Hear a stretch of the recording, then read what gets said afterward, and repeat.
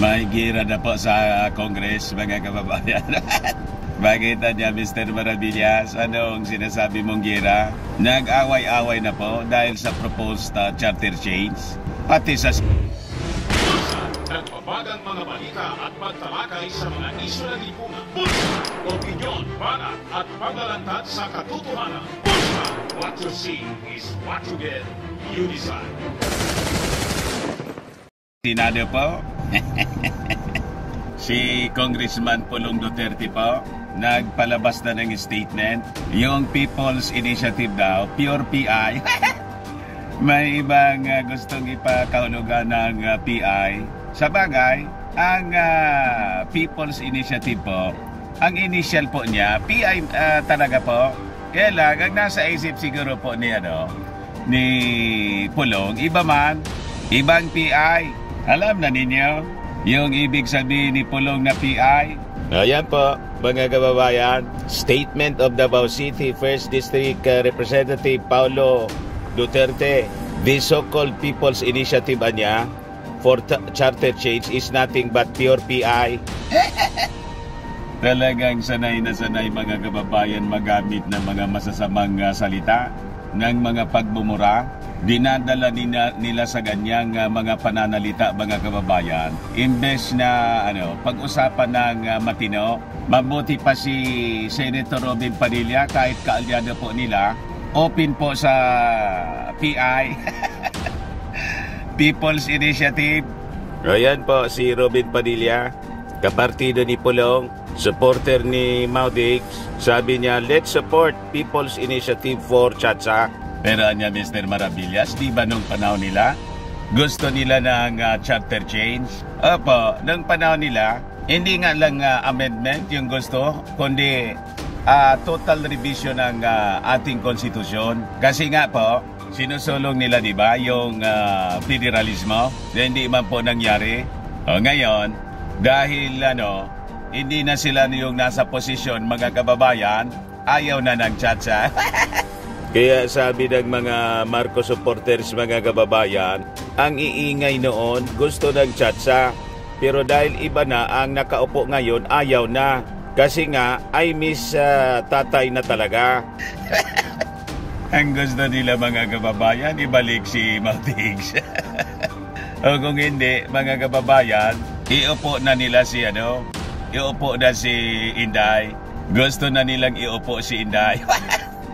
Matindi ang pagnanasa mga kababayan ng mga taong ito. But anyway, mga kababayan, before natin na ibigay sa inyo yung full story, click subscribe muna dito sa ating YouTube channel and hit the notification bell para lagi po kayong updated sa mga kaganapan dito sa ating bansa. Lagi ninyong isa-subscribe po kung hindi pa kayo nakasubscribe sa lahat nating mga channels para malabanan po natin yung fake news ng mga dilawang DDS at walang tigil nilang propaganda laban sa ating Pangulong BBM. Saka, wag na rin po ninyo mga kababayan na escape yung ating mga commercial ads para tuloy-tuloy lang ang pag-unlad ng bagong Pilipinas. So, balikan natin itong ating kwento mga kababayan. Ito yung official statement pinalabas mga kababayan ni Pulong. Sabi niya, this so-called People's Initiative for Charter Change is nothing but pure PI. Kasi sila, mga kababayan, wala na sa posisyon. Hindi na sila nasa administrasyon. Kaya PI na po ito, pure PI. Noong panahon, gustong-gusto nilang isulong yung charter change. Hindi man po nagtagumpay nga nung panahon nila. So kung hindi tayo gagalaw mga kababayan ngayon, kailan pa? Bakit anya Mr. Maravillas? Kailangan talaga ng pagbabago. Bagong Pilipinas na po tayo. Pagkatapos luma yung ating konstitusyon, hindi akma sa atin pong panahon. Itong mga taong ito, hindi nila matanggap ang pagbabago. And yung change po mga kababayan, sabi nga sa kasabihan, nothing permanent in this world, only change. Sabi sa kanta ni Joe Marichan, life is a constant change. Di po ba? Kahit nga ayaw mong magbago, ang mga bagay sa mundo nagbabago. Kahit nga po sa Kongreso, o di ba? Yung mga members ng Congress taon-taon nagbabago. Pero niya, Mr. Maravillas, may mga luma baga? Yung mga luma dyan po, yun ang pagbabago. Di ba? May mga bago din na luma yung kanilang kaisipan. Ayaw din ng pagbabago. At saka may mga tao din na kasi po hindi sila nasa posisyon, ayaw nila ng charter change. Ganon ang reality. Ano kaya niya, Mr. Maravillas? Kantahin mo yung kanta ni Jose Marichan na Constant Change. Sabi po ni Joe Marichan sa kanyang Constant Change, we're on the road, we move from place to place, and oftentimes when I'm about to call it home, we have to move along. Life is a constant change. Di ba? Ang ganda niya, Mr. Maravillas, ng lyrics. Kaya lang, parang mali yung pakakanta mo. Parang mali nga po yung tono. Huwag na ninyong intindihin yun na pakakanta ko yung tono. Importante po yung lyrics, yung message po. Iba napakaganda. Sabi pa niya, the friends we know, we met along the way. Those on the times we share form part of yesterday. 'Cause life a constant change and nothing stays the same. Oh no. O diba? Nothing stays the same. Kaya dapat po isulong natin yung charter change. Ayaw nila ng change. The reality in life po, sabi ni Joe Marichan, life is a constant change. Nothing is permanent in this world. Only change. Magbago na kayo. Makaluma yung inyong mga pananaw sa buhay kasi kaya hindi umasenso yung Pilipinas. Ayaw ninyong i-embrace yung change. Kahit po hindi kayo magbago, magbabago pa rin. Kaya nga matanda na kayo ngayon. Dati di ba bata pa kayo? Si Congressman Idsig Lagman, for example, dati itim pa yung buhok, ngayon puting-puti na kontra sa constant change.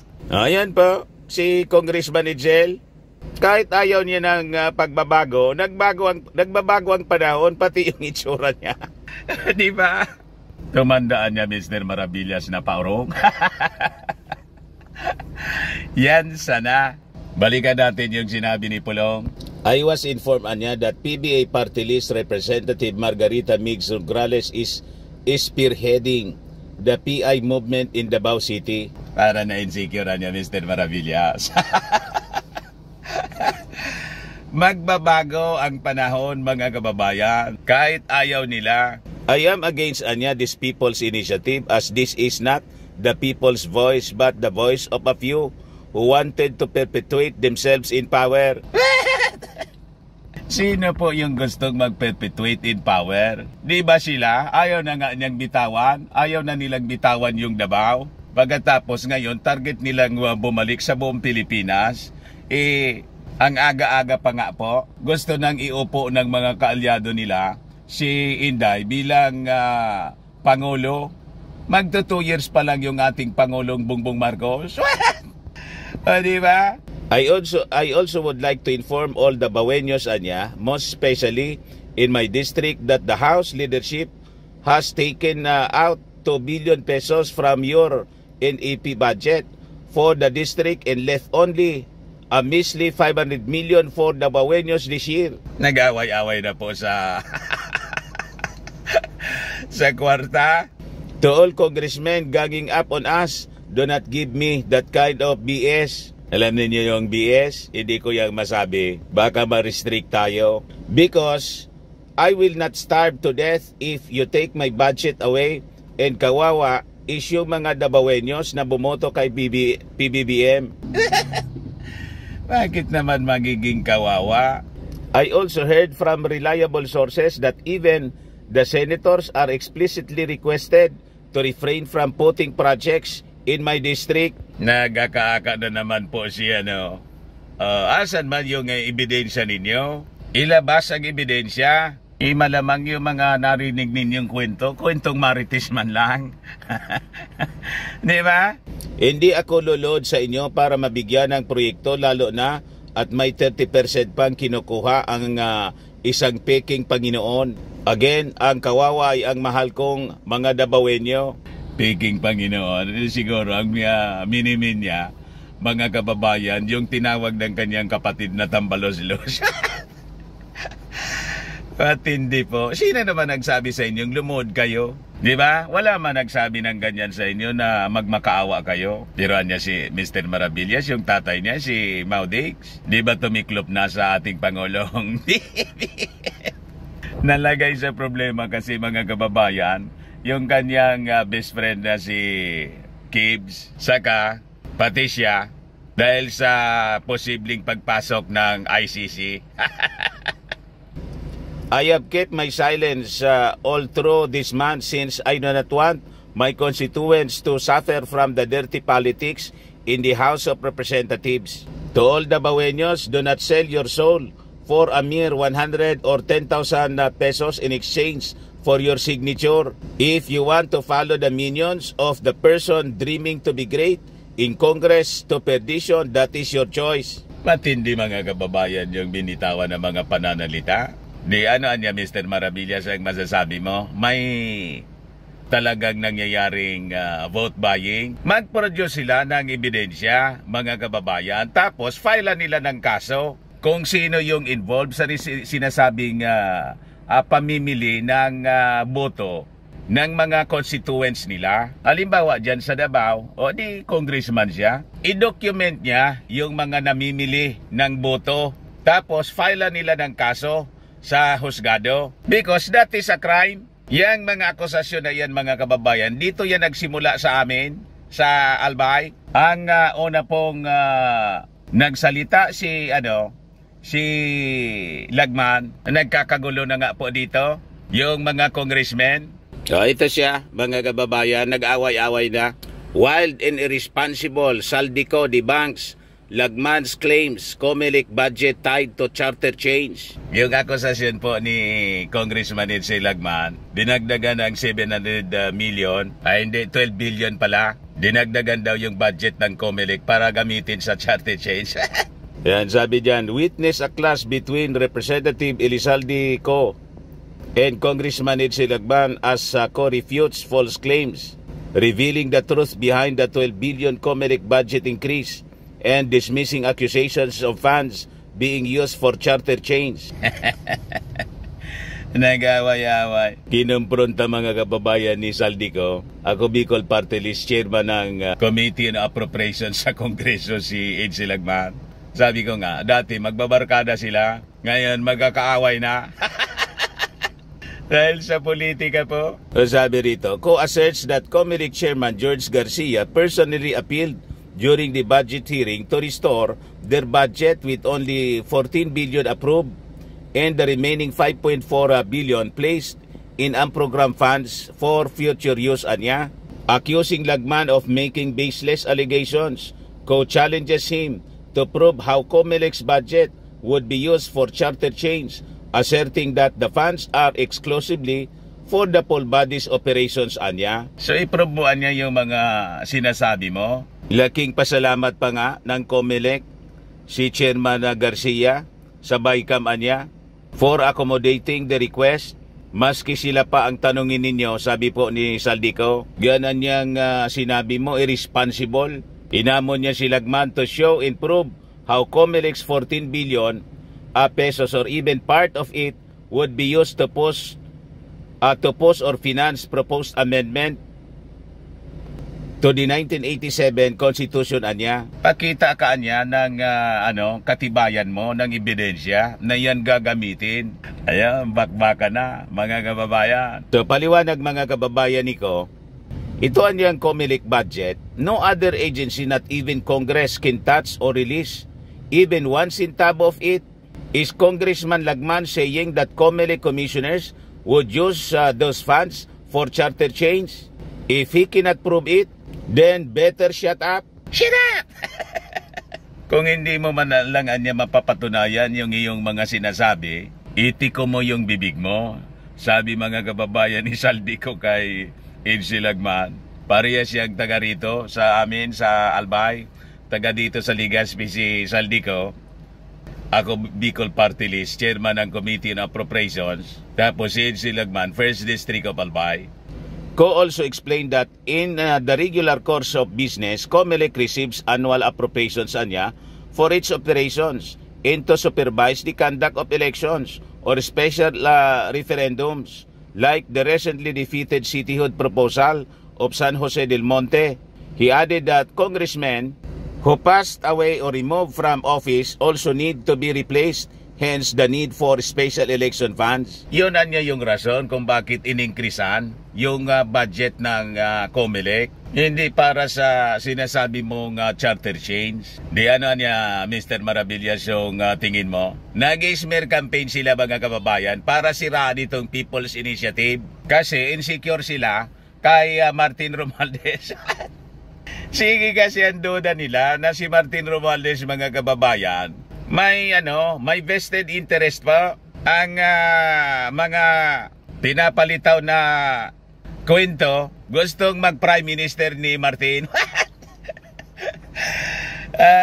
Ikaw niya kasi Mr. Maravillas. Ikaw yung nagsimula na intrigahin si Martin na tumakbong Pangulo. Pangulo yon sa 2028, hindi Prime Minister. Di ba? Ngayon sila, ang sinasabi nila, baka niya gusto mag-Prime Minister ni Martin Romualdez.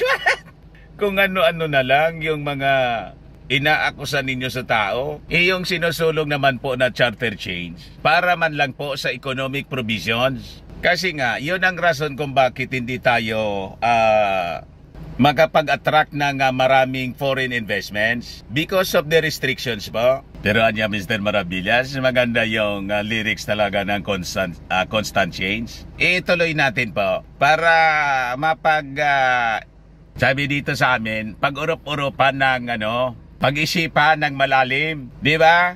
Life is a constant change po. Sabi ni Joe Marichan, clouds that move across the skies are changing form before our very eyes. Di ba? Yung mga clouds po, bago ng bago ang form.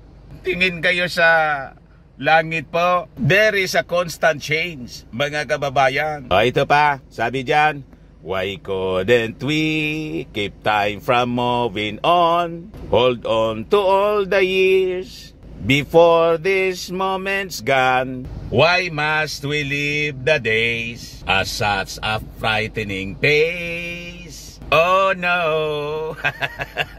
Para niya mali na Mr. Maravillas, wala mang ono doon.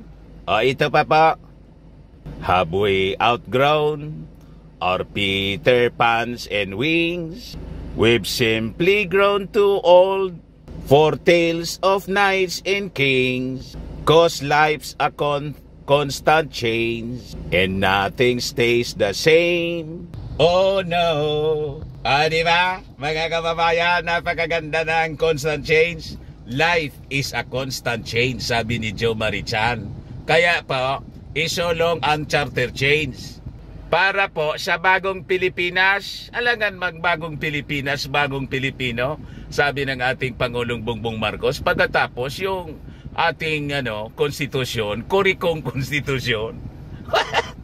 Di ba? Ayan man lang po mga kababayan. Nagustuhan ninyo yung kanta ko. Ako po si Dante Maravillas. Bye-bye po. God bless. Kababayan, gusto ninyo itong itry, Firmax Firming and Lifting Cream. Pinapahid po sa mga pulses and affected area. Mainam po sa paninigas ng mga kaso-kasuan. Ito naman po, Automax Radiant Serum. Anti-aging po siya. Sa mukha naman yung application. You will look 10 years younger than your age. Sa mga cancer patients naman po, i-try po ninyo ito. Hindi man po siya gamot, food supplement siya. Kailang gagawa siya mga kababayan sa goji berry. Yung goji berry may anti-cancer properties. Ayos. Yung mga inquiries po ninyo, dumiretso na lang kayo sa aming messenger sa Facebook para masagot namin agad. Ako po si Dante Maravillas. Bye-bye. God bless. Sa mga naghanap po ng malinis and spacious fitness gym, punta lang po kayo sa aming Colossal Fitness Gym. We also offer Grab Car Rental with our brand new 2023 model ng Toyota Innova. So, nandito po tayo sa ating brand new Toyota Innova. Yan po, mga kababayan. Di ba? We also accept booking for those who are planning to travel via PAL, Cebu Pacific, and other airline companies, local and international. Kahit po saang bansa, mga kababayan, gusto ninyong mag-travel, local, international po, nagbo-booking po kami. Dito na mismo sa aming opisina sa Colossal Fitness Gym. May Paymaya kami, may bayad center din para sa inyong mga PLDT bills, Meralco bills, etc. Ang Colossal Fitness Gym is located at 3rd floor, Security Bank Building, Lanco Business Park, Legazpi City. For inquiries, look for Gilon Maravillas. Contact number 0966-802-0949.